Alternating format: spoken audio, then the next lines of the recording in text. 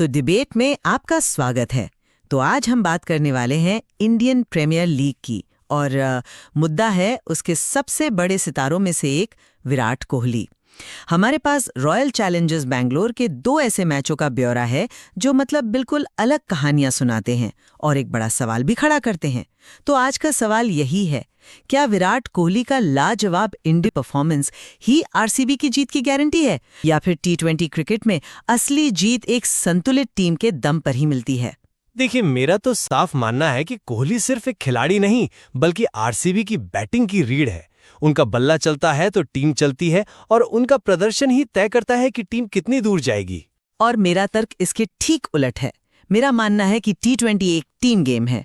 यहाँ एक अकेला चैंपियन, चाहे वो कितना भी बड़ा क्यों ना हो, टीम को जीत नहीं दिला सकता अगर बाकी खिलाड़ी साथ न दें। ब्रिलियंट इंडिविजुअल परफॉर्मेंस जीत की गारंटी नहीं हो सकती। देखिए, अगर आपको कोहली की अहमियत समझनी है तो राजस्थान रॉयल्स के खिलाफ हुए मैच से बेहतर कोई उदाहरण हो ही नहीं सकता। उस दिन उन्होंने 72 गेंदों में 113 रन बनाए, और वो भी नाबाद। ये सिर्फ एक शतक नहीं था, ये एक जिम्मेदारी थी जो उन्होंने उठाई थी। टीम का कुल स्कोर था 183, जिसमें से 113 अकेले कोहली के थे। मतलब ये आंकड़ा ही बताता है कि टीम उन पर कितना ज्यादा डिपेंडेंट है। और ये कोई आसान थे, पर कोहली ने हालात को एक मास्टर की तरह पढ़ा।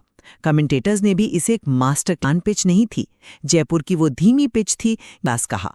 जिस तरह वो अपनी कलाइयों के इस्तेमाल से गैप्स ढूंढ रहे थे, वो दिखाता है कि वो अपने खेल के शिखर पर हैं। ये उनका 8वां आईपीएल शतक था, जो उनकी अविश्वसनीय कंसिस्टेंसी को भी साबित करता है। जब आपका सबसे बड़ा खिलाड़ी ऐसी पारी खेलता है तो वो सिर्फ रन नहीं बनाता, वो पूरी टीम में एक उम्मीद जगाता है। हाँ, वो पारी शानदार थी, इसमें कोई शक नहीं है। लेकिन मैं आपका ध्यान लखनऊ सुपर जायंट्स के खिलाफ हुए मैच की तरफ ले जाना चाहूंगा। उस मैच में क्या हुआ? कोहली ने वहां भी कमाल की बल्लेबाजी की।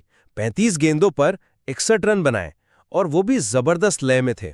सिर्फ वही नहीं, कप्तान फाफ डु प्लेसिस और ग्लेन मैक्सवेल दोनों ने तूफानी अर्धशतक जड़े। मतलब टीम की बल्लेबाजी ने अपना काम 100% किया। आरसीबी ने 212 रनों का पहाड़ जैसा स्कोर खड़ा कर दिया। किसी भी टी20 मैच में इसे एक विनिंग टोटल ही माना जाएगा। बिल्कुल, पर नतीजा क्या रहा? आरसीबी वो मैच हार गई आखिरी गेंद पर। क्यों?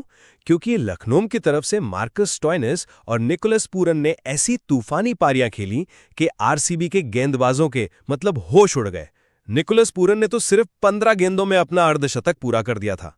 ये मैच इस बात का जीता जागता सबूत है कि आप बल्ले से चाहे कितना भी बड़ा स्कोर बना लें, अगर आपकी गेंदबाजी और फील्डिंग में दम नहीं है तो एक अकेला शानदार प्रदर्शन आपको मैच नहीं जिता सकता। जीत पूरी टीम के एकजुट प्रदर्शन से ही मिलती है। मैं मानती हूं कि एलएसजी के खिलाफ गेंदबाजी कमजोर थी, लेकिन आप राजस्थान वाले मैच के कॉन्टेक्स्ट को नजरअंदाज कर रही हैं।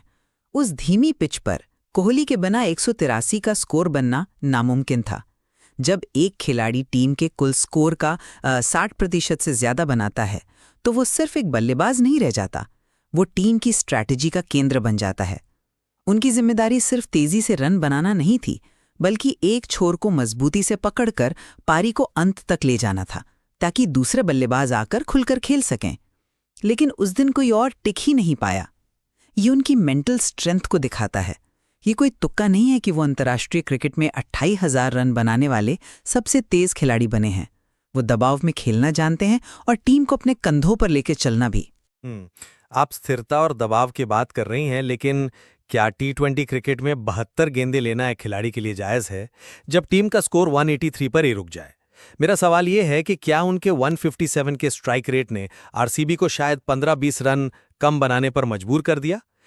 टी20 में खासकर आखिरी ओवरों में हर गेंद की कीमत होती है। शायद अगर वो थोड़ा और रिस्क लेते या किसी और विस्फोटक बल्लेबाज को मौका मिलता तो स्कोर 200 के पार जा सकता था और फिर मैच का नतीजा कुछ और होता। महान खिलाड़ी होने का मतलब ये भी है कि आप खेल की रफ्तार को समझें।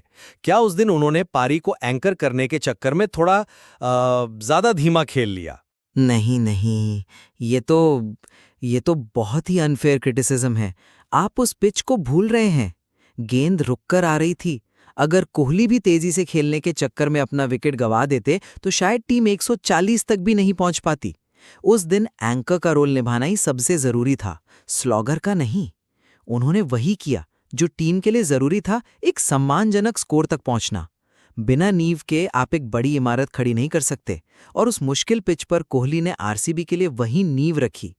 टी20 सिर्फ चौके छक्कों का खेल नहीं है, ये स्मार्ट क्रिकेट का भी खेल है, और कोहली उसके बादशाह हैं। उन्होंने दिखाया कि हालात के हिसाब से कैसे खेला जाता है। ठीक है, मैं नींव की बात मान लेता हूं, पर एलएसजी वाले मैच ने दिखाया कि टी20 में जीत तूफान से मिलती है, और वो तूफान लखनऊ के लिए स्टॉइनिस और पूरन लेकर आए थे।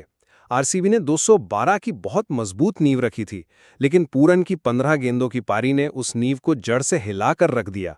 कमेंट्री में कहा गया था कि ये उच्चतम स्तर की पारी थी। यही टी20 क्रिकेट की असलियत है। यहाँ कुछ ओवरों में, कुछ गेंदों में ही मैच का नक्शा बदल जाता है।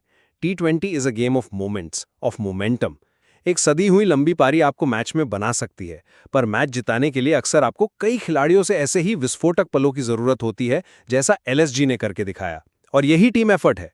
लेकिन आप इस बात को कैसे नकार सकते हैं कि जब कोहली क्रीज पर होते हैं तो विरोधी टीम पर एक अलग ही साइकोलॉजिकल प्रेशर होता है।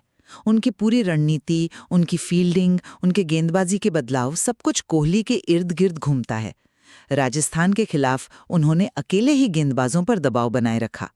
उन्होंने दिखाया कि कैसे एक अनुभवी खिलाड़ी स्पिन और पेस दोनों को बखूबी खेल सकता है।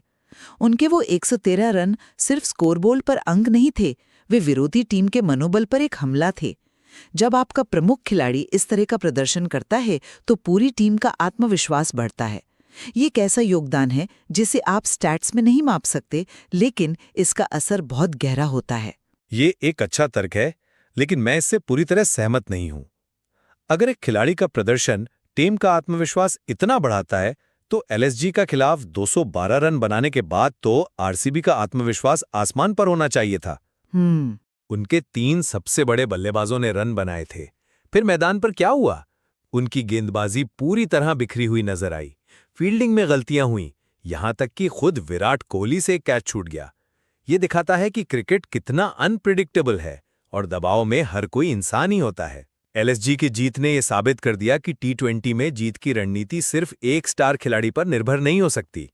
उनकी रणनीति ज्यादा फ्लेक्सिबल थी। मैच में बने रहो और सही समय पर हमला करो। और ये हमला किसी एक ने नहीं, बल्कि स्टोइनिस और फिर पूरन ने किया। और अंत को तो भूल ही नहीं सकते। आखिरी गेंद पर जब 1 रन चाहिए था, तो कीपर की एक छोटी सी चूक, एक फंबलिंग ने मैच का पासा पलट दिया। ये साबित करता है कि खेल के हर पहलू, हर खिलाड़ी का हर छोटा बड़ा योगदान मायने रखता है। ये सब बातें सही हैं, पर टी20 में कंसिस्टेंसी बनाए रखना सबसे मुश्किल काम है, और कोहली ने अपने 8वें शतक के साथ ये कर दिखाया है। आज की टी